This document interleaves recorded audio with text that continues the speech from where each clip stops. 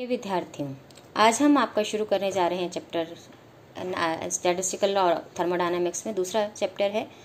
ये कहलाता है, इसमें जो हम स्टडी करेंगे वो है जनरल थर्मोडायनामिक इंटरेक्शंस हमने देखे थे।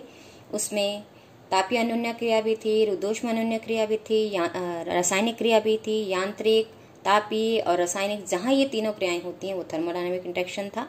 तो इन थर्मोडायनामिक इंटरेक्शंस में हमने देखा है कि प्राचलों में एक्सटर्नल एनर्जी भी बदलती है, ऊर्जा में भी परिवर्तन होता है और एक्सटर्नल पैरामीटर्स भी बदलते हैं।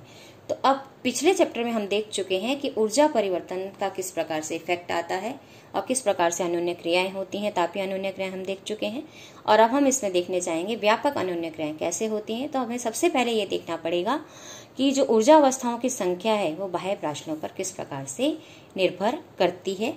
तो बाह्य प्राचलों की जो निर्भरता है अवस्थाओं की, उसको ज्ञात करने के लिए हमने मान लिया कि निकाय के बाह्य प्राचल में अल्प परिवर्तन हो रहा है। यानी ये कैसे प्रोसेस हो रहे हैं? क्वाजी स्टैटिक प्रोसेस हैं, अति अणु अल्प स्थैतिक कल्प प्रक्रम यहाँ पर हो रहे हैं। तो अब जब चूंकि निकाय के एक्सटर्नल पैरामीटर में परिवर्तन हो रहा है और ये परिवर्तन हमने मान लिया बहुत न्यून है, तो जो एक्सटर्नल पैरामीटर है मेरा वो x से बढ़कर क्या हो जाता है? x प्लस dx हो जाता है। और मुझे मालूम है कि निकाय की ऊर्जा अवस्था E से E प्लस डेल्टा E में, यानी परास कितनी हो गई? Delta E परास। तो डेल्टा E परास में अभिगम्य ऊर्जा अवस्थाओं की संख्या कितनी है? ओमेगा है। अब यहाँ पर जो ऊर्जा है, अब ये जो ऊर्जा के साथ साथ बाह्य प्राचल पर अब मेरे पास अभिगम्य ऊर्जाएं अवस्थाएं निर्भर करेंगी। तो ओमेगा को मैं कह सकती हूँ, यानी अभिगम्य ऊर्जा स्तरों की संख्या किसका फलन होगी? ऊर्जा का भी और बाह्य प्राचलों का भी।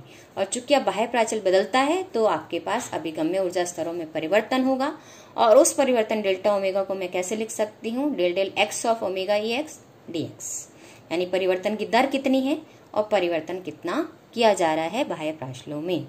तो बाह्य प्राचलों के साथ ये डेल ओमेगा डेल एक्स मुझे क्या बता रहा है कि बाह्य प्राचलों में परिवर्तन के साथ ऊर्जा स्तरों में परिवर्तन की दर कितनी है, और इंटू डीएक्स यानी परिवर्तन कितने से किया जा रहा है एक्सटर्नल पैरामीटर्स में। इन दोनों को जब मैं गुणा कर दूंगी तो मुझे मिल जाएगा आपके पास अभिगम्य ऊर्जा अवस्थाओं में परिवर्तन कितना होगा बाह्य प्राचल को बदलने पर। अब बाह्य प्राचल जब मैं बदलती हूँ तो हमने देखा था ऊर्जा स्तरों में भी परिवर्तन होता है।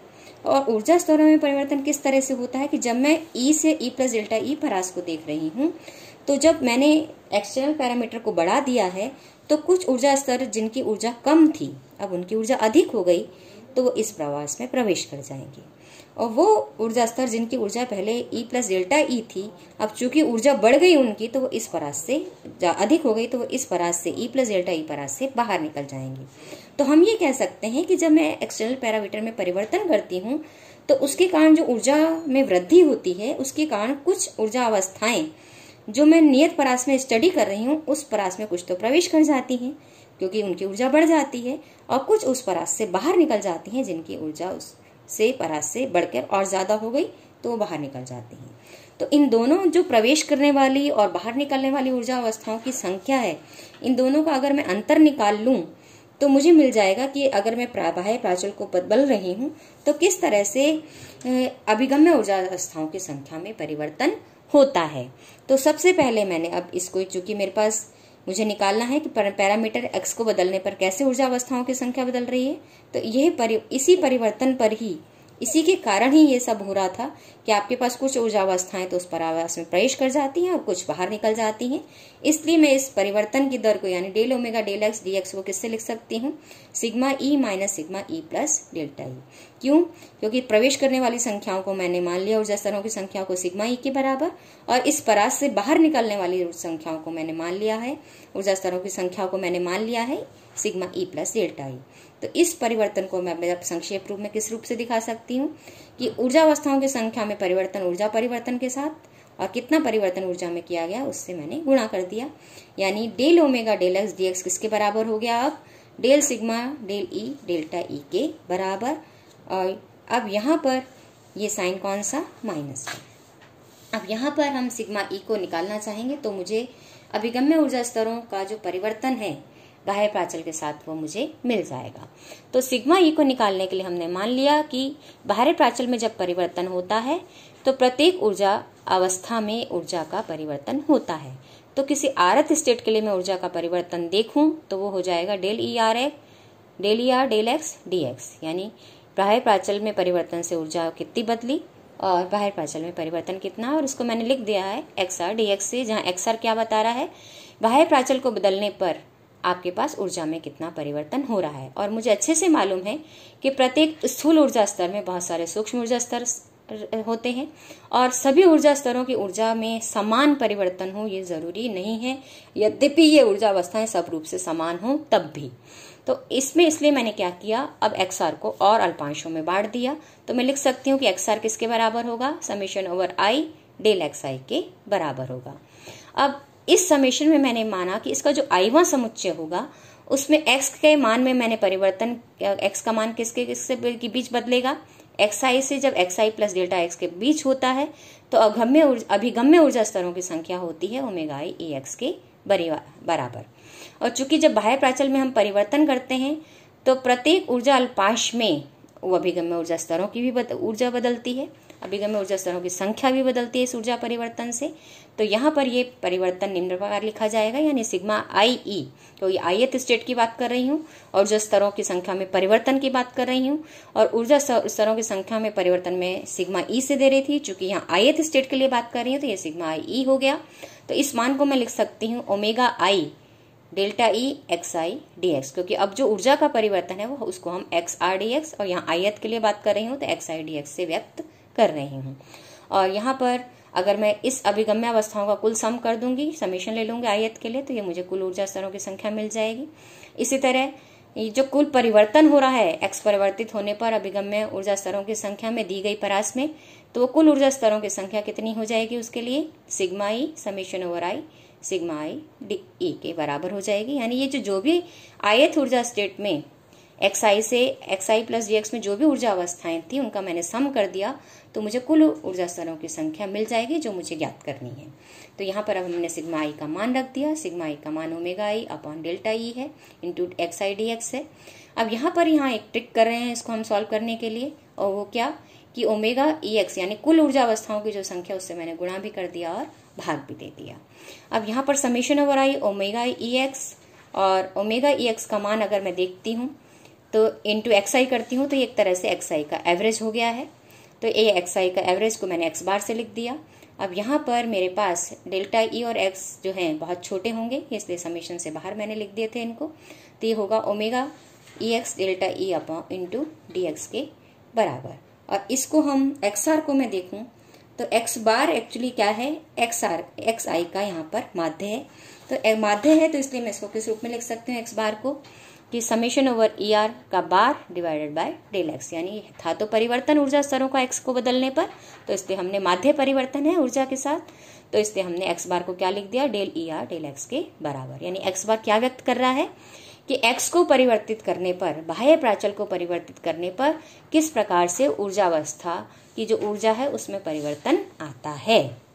अब यहाँ पे पुनः हमने, जो कि मुझे जब ऊर्जा स्तरों में परिवर्तन निकालना था, या फिर हम ये कहें कि मुझे बाह्य प्राचल बदलने पर किस प्रकार से ऊर्जा अवस्थाओं की संख्या बदलती है, तो वो ये मान था minus del del e sigma e del ई।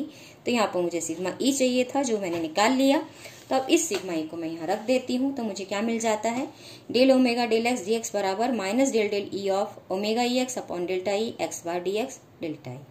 अब यहाँ पे डेल्टा ई चूंकि समेशन से मैं इसको डिफरेंशियल से बाहर ले सकती हूँ और डीएक्स को, क्योंकि ये बहुत अल्प है और ये डेल्टा ई हट जाएगा, तो ये मुझे मिल जाता है minus del del E omega ई एक्स एक्स बार डीएक्स के बराबर। अब यहाँ पर मैं देखूँ तो ये जो डिफरेंशियल हो रहा है दो टर्म्स पे हो रहा है, एक तो ओमेगा पे और एक्स बार पे। तो पहले मैं ओमेगा का डिफरेंशियल ई के साथ कर लेती हूँ, एक्स बार को एज इट इज रख देती हूँ, दूसरी बार ओमेगा ई को एज इट इज रख देती हूँ, एक्स बार का डिफरेंशियल कर लेती हूँ।